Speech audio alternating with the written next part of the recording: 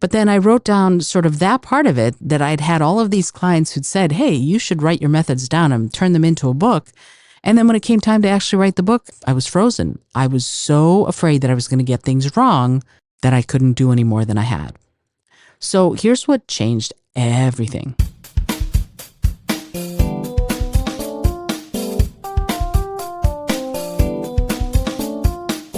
Hey there, and welcome to the Your Creative Mind podcast. I'm your host, Izolda Trakhtenberg.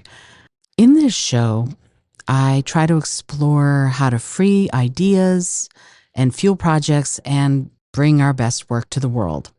And today, I'm going to wrestle with something, or continue wrestling with something that's tripped up every single creative person I know.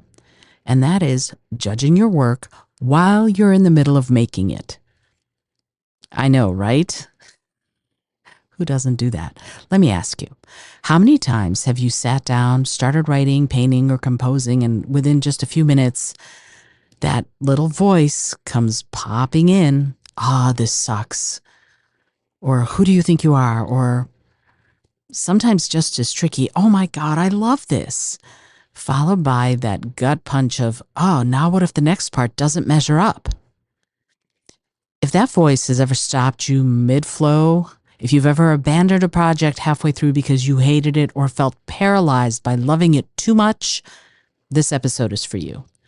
So here's sort of the main idea of what I've been thinking about, and that is creation and judgment do not mix.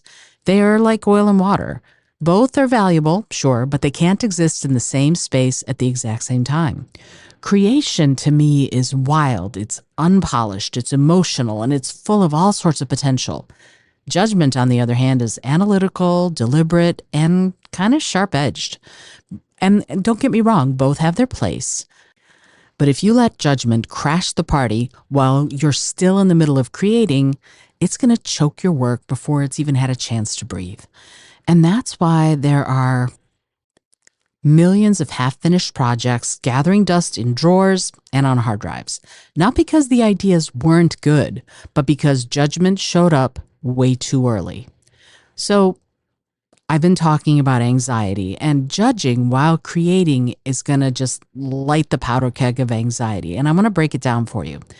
If you judge, for example, that you love it, you get that quick rush. Oh my God, this is amazing. But the next thought is usually panic. What if I can't keep it up? That anxiety is going to rob you of momentum. It just does.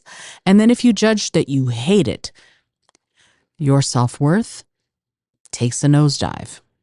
It's rarely just, I don't like this one sentence. It turns into, I'm not good at this. Maybe I should stop. That self-attack is going to fuel even more anxiety, and it's going to make it almost impossible to keep creating. So either way, loving it too soon or hating it too soon, you end up stuck.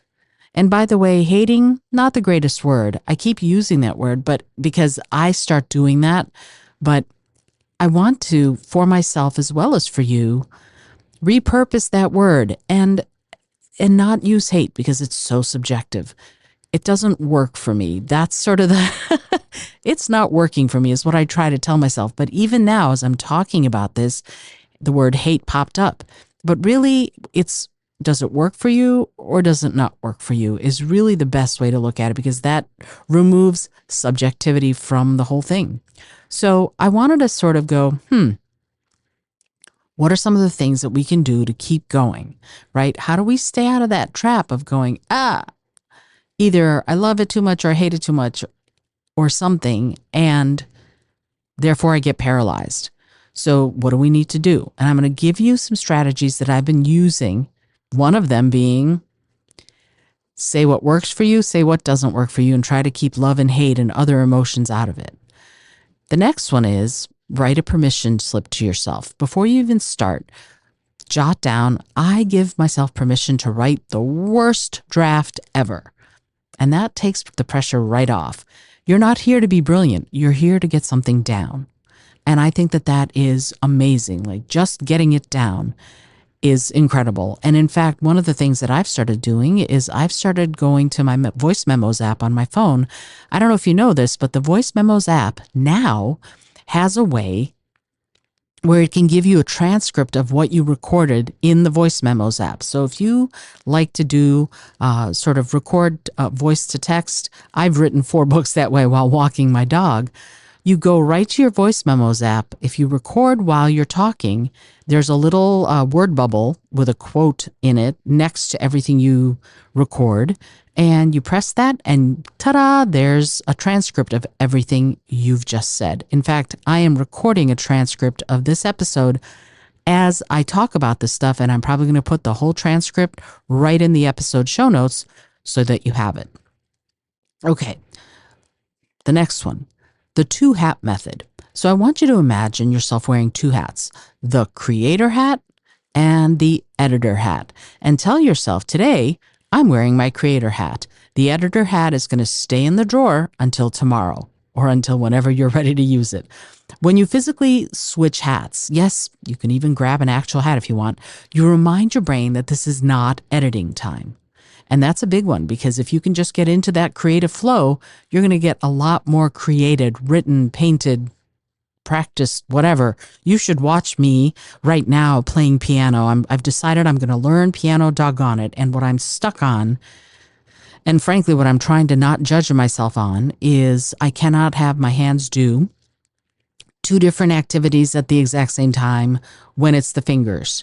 When I'm playing violin and I have my bowing hand and my fingering hand, or the same with a guitar, my strumming hand or picking hand and my fingering hand, for some reason I'm able to do that. When I put my hands on the piano keyboard, boom, trying to do 2 different things at once, especially when I'm in syncopated rhythms between the 2 hands, is right now I sound like I'm a 4-year-old for the first time sitting down at the piano. It's really bad. And I'm trying to sort of go, it's okay. You're just learning. It's okay. Don't edit yourself. Don't judge yourself. Just try and play.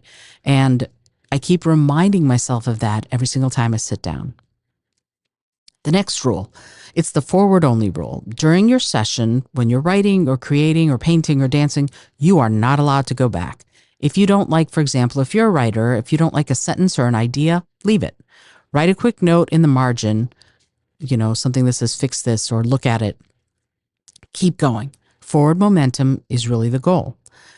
You can build a judgment-free ritual. Some people light a candle, some people play a song, some set a silly timer that dings like a game show. Whatever it is, create a ritual that signals to your brain, this is safe space, and judgment is not welcome right now. The next one, distance.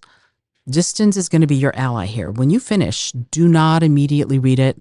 Put the work aside for a day, a week, 2 weeks, whatever you can give yourself.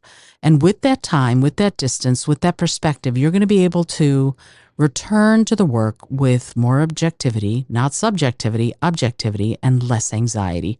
And that is the goal. And that's the magic of distance, is that you see the flaws without feeling like you are the flaw. Pretty fun, right? I would love that. And that's what I'm going for in all of the work that I'm creating. If I see things that are things I need to fix, I don't judge myself for being bad at having created them to begin with. I look at them as issues or ideas or problems or plot twists that I need to fix. Much easier than going, Izolda, you suck that you did it in the first place.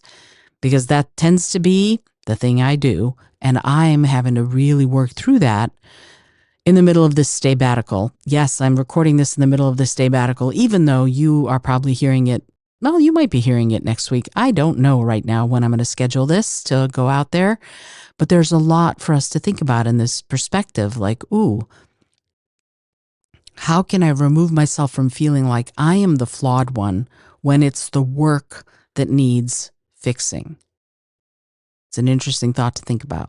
All right, the next one, and the last one, the last tip I have for you for this is practice a beginner mindset and an onlooker mindset, right?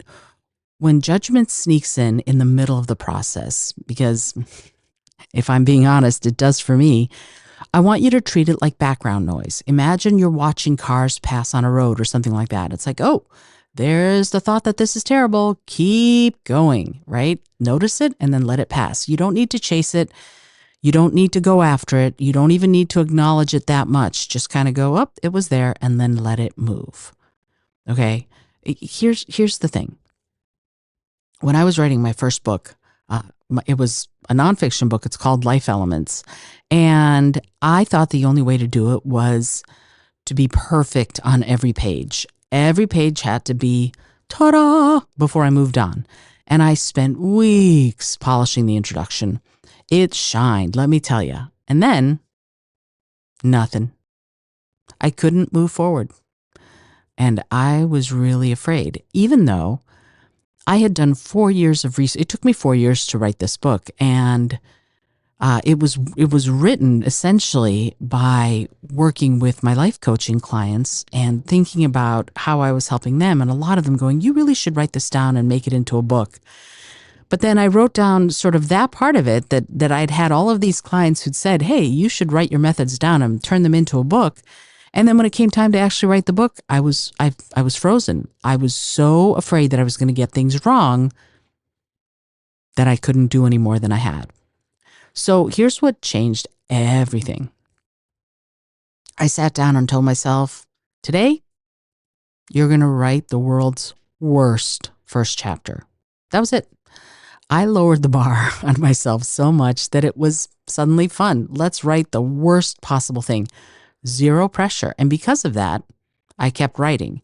And later, I went back, of course, and I cleaned it up. But if I hadn't given myself permission to be bad, I would never have kept going. I would never have finished, and Life Elements wouldn't exist. The other thing that I do is if I don't know what to say, without judgment, I ask myself this question, and I think I've said this on this show before, and the question is simple, but it's profound. If I were someone who knew what to say right now, what would I say? It's simple, and somehow, if you listen to that question and you repeat it to yourself, you end up with the ability to finish what you started. So I want you to take away the following from this whole thing. I don't want you to let judgment live where your creativity is supposed to be, right? It can live in the next apartment, but it can't live in your apartment. You can mess yourself up if you love your work too early, because it can scare you out of continuing because you're like, oh, what if I can't live up to my own expectations? If you hate it too early, it'll stop you right in your tracks. So again, what works, what doesn't work are the ways to think about it. But really, so many of us look at what we've created and go, oh, this sucks. You don't know it sucks. You can't be objective about it. Either way, though, judgment is going to kill your momentum. And so you want to build some practices that are going to protect your creative flow. You can wear the two hats. You can give yourself a permission slip. You can make a ritual that will allow you to be in a judgment-free zone. I say this sometimes, I go into a drama-free zone. Like the only drama I want to see is on TV, in my books, or on movies or on stage. I do not want drama in my life. I want my life to be about creating drama for other people to enjoy rather than me going through drama. So I try to sit back and kind of get into that space. And the same thing about judgment-free zones. You will create better if you don't judge everything you're trying to say, whether it's a song or a dance or a painting. It's your message. These are your words, and they're worth saying, right? If you're writing a book, it is worth doing. You are worth the creation that you're going to make, truthfully. And honestly, if anxiety is still sort of rearing its ugly head and it's holding you hostage, you don't have to fix it by yourself. Sometimes having someone walk beside you to guide you through this mess and show you where your creativity shines brightest can change everything. So if you want some coaching help to quiet that critic and to keep your creativity flowing, I'd love to support you. I'm going to encourage you to book a free discovery call with me, and let's get you moving out of anxiety and into momentum. Until next time, this is Izolda Trakhtenberg for the Your Creative Mind podcast, reminding you to be bold, be creative, and most of all, be kind.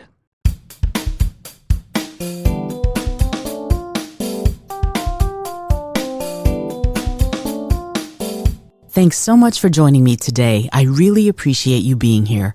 Please subscribe to the podcast if you're new, and it would mean the world to me if you told a friend about it. Today's episode was produced by Izolda Trakhtenberg and is copyright 2025. As always, please remember this is for educational and entertainment purposes only. Past performance does not guarantee future results, although we can always hope.